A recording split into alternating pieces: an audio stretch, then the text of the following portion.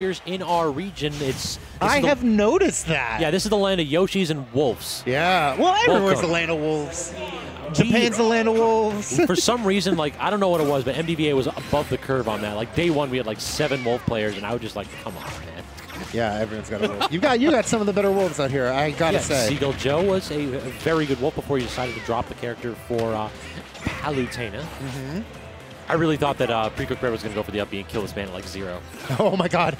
But yeah, no Palutenas or wolves on stage right now. We got 2 lesser used characters. Yoshi seems to be like a mid-level favorite. A lot of players like the character because you can hit buttons with him. But the problem is at higher levels, you have to play very, very patient because players are just better at like exploiting your weaknesses and punishing you. And I feel like you're incentivized to just like zoom all over the map when you've got that airspeed like Yoshi. Not necessarily what you need to do to clutch out the matchup against like some of the high tiers. True, and against this character in particular, it's going to be difficult here because that airspeed isn't going to help out too much. You can shark him a lot easier, true, but he's got the biggest disjoints in the game. Yeah. That whip can cover so much, and it is strong enough to break double jump armor off him. But we're actually seeing DCorn do the thing that I think he's known for, like among the Yoshis in this region. He plays out of shield phenomenally. Yes, especially like that nair out of shield. Like a lot of other Yoshis to him, getting the boots to him, yeah. Yeah, a lot of Yoshis don't do that as much as DCorn does. I think that he uses shield so well in this matchup, and really in general. Smacking away them eggs. Do not want. And there we get DCorn getting smacked. All right, PreCookedBread goes to ledge, but DCorn can't really get too much of a punish right there. Tries to get a string going, but that neutral air. Oh. The range on the Vampire Killer Whip sometimes just shocks me.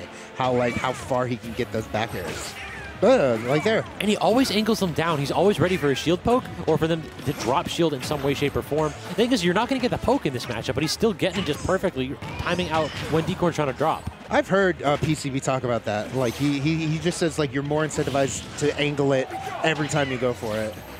Well, he's making a point to do that, and it is paying off for him. And it seems like in this matchup, he is doing a very good job of not using or overusing his projectiles. Like he's setting it up when it's safe, but very rarely do we see him get punished for like tossing out a cross or an axe. Yeah, and I think Yoshi's airspeed might make him one of the characters who might be able to like punish out like, oh, you crossed when you should have axed, or you axed when you should have crossed. Oh, yeah. And he's just like making sure he doesn't have an opportunity to mess up like that. So I think that what DCorn was doing right there is just really subtle. If you put your body in between the Belmont player and the ledge, their aerials will actually turn into hitboxes, not grab the ledge. So like that's something for all y'all. You can take away Belmont's tethers if you just like eat the hit yourself. And that's I think what DCorn was doing right there. That's why he went that low. You could like I could imagine DCorn looking at his phone, like just like staring at Discord when he did that. That's some like deep matchup knowledge that you only get by reading. Ooh, looking fluttery. Yep, down air, that move does 35%. I hate every time I see somebody get hit with it. I just feel so bad for them. Yeah, oh, sorry, bro. All right, trying to get those up airs, but really can't connect. Such patience by PreCookedBread. He's just landing without hitting a hitbox. All right, has to expend his air dodge, but gets back. DCorn chooses not to punish. And PreCook actually had the double jump there. That was an opportunity. Yeah. Up B? Oh, he tries the aerial instead. We both saw it. We both saw it.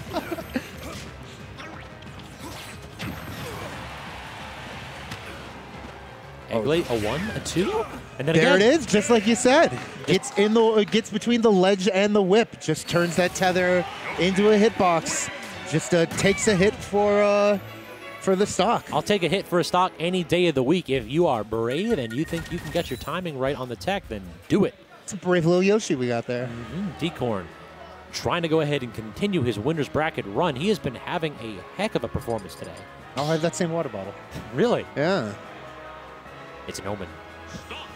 I don't know of what, but we'll see. All right, we're going back into it again. No character changes here. PreCookedBread doing a very good job with his Belmont and does not seem to feel that that is a matchup that he cannot do. Sure. It will take the color palette switch, but he's right back out here ready for game 2, ready to see if he can get the run back. And I like this counter pick. I think that it's kind of like a myth that the Belmonts are like the best on big stages. There are some matches where you do not want them running from you. You want to use your aerials more than your projectiles. This is one of them. Oh yeah, this is that platform, as you see what he's doing right there. You can just set up shop right underneath it. I think that this might be the Belmont's best stage, to be honest. Sure. Might agree. No double jump. Ooh, out to an early lead. No double jump, and DCorn was holding down at edge. That is relatively unfortunate right there for him. Only 18% on pre-cooked bread. Yeah, it's a huge opening lead. Forward air gets the tilts into a couple up airs. Can he get 3? No, he waits for the landing. Tries to cover that forward smash. Not quite good, though. Oh, yeah, challenge right there with the Yoshi down B. And that actually arcs over cross. That's so annoying for pre-cooked bread. It's like you toss out the cross and it's like, oh, this projectile's faster than mine and goes over mine and hits me. Great.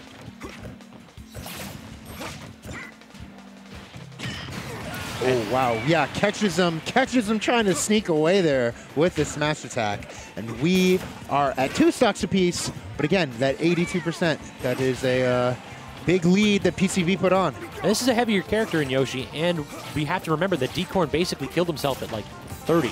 Yeah. So this is very disconcerting if you are pre-cooked bread. You thought you'd have a much better lead here. Air dodges back and then just pokes the man's shield. What are you going to do? DCorn hasn't really done a very good job of using that his dash grab or pivot grab. So because of that, like I think pre-cooked bread's much more like complacent in shield. All he has to really watch out for is like the B reversed down B. And pre-cooked bread basically takes a stock like in a commanding fashion. Great stage control. Great use. The axe barely gets hit. Just dodging all of those projectiles, trying to get in, but then immediately pre-cooked bread has his shield up. DCorn's got to start doing something to take this man out of his defensive options. He just seems to be too comfortable playing from this this spot underneath that platform. You tell him how much the Belmonts love this stage. Love that platform in the middle. Set up shop, and the only thing he's selling is pain. Couple slashes there. Gets the footstool, actually. Footstool. Yeah, starting to play a little bit with this. All right, he's stepping on him. Couple axes, and then just immediate aerial, and then a tilt, so that if DCorn tries to go forward, he's going to have to contend with these hitboxes. It feels so difficult once Belmonts have a lead like this. Yeah, exactly. What a great character to play up. What was the ban? Like, this stage seems so hopeless here. I had to think like maybe like Lilat was probably one ban. Sure. What was the other though? Like, did he go like town maybe? Like, I don't know. But Yeah, this is looking really difficult for DCorn this stage. time, yeah.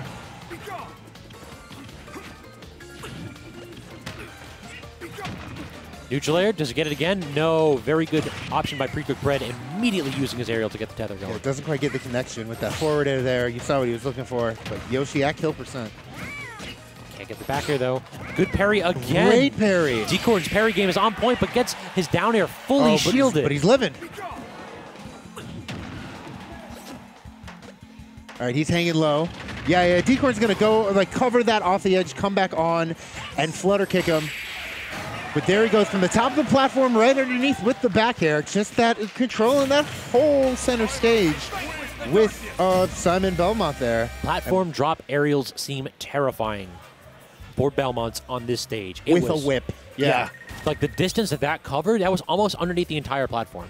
Some characters have trouble whenever they're like, whenever they actually land on the platform of getting down. Yeah. It seems as though the Belmonts don't need to. They can just toss out that hitbox, cover so much space, and if they're moving forward at all, if they're trying to go ahead and hit you at all, you're going to go ahead and respond with damage and stage control. Did you see the music that they chose? I did not. This actually gets me every single time that they do it. I never remember to look at the stage first. I'm always like, okay, they're gonna pick characters. Oh wait, what? So they made sure to go for the how to play melee menu, or like the opening video music. Yeah, nice and calm, collected. There we go. Now we're picking up. Let's go. Oh, we got some crazy damage going on here. Especially gets that egg early.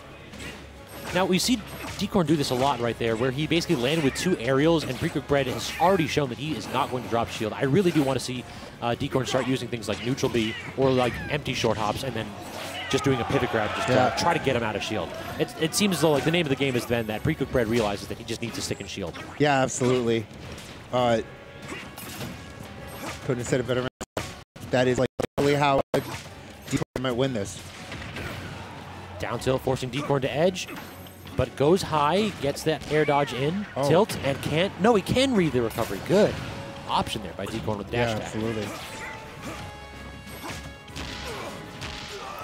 Really like calling him out every time he's like landing with that dare. Yeah, falling up air into up air. That is a Yoshi phenomenon here. It's like 100%. It still looked like that combo true. Yeah.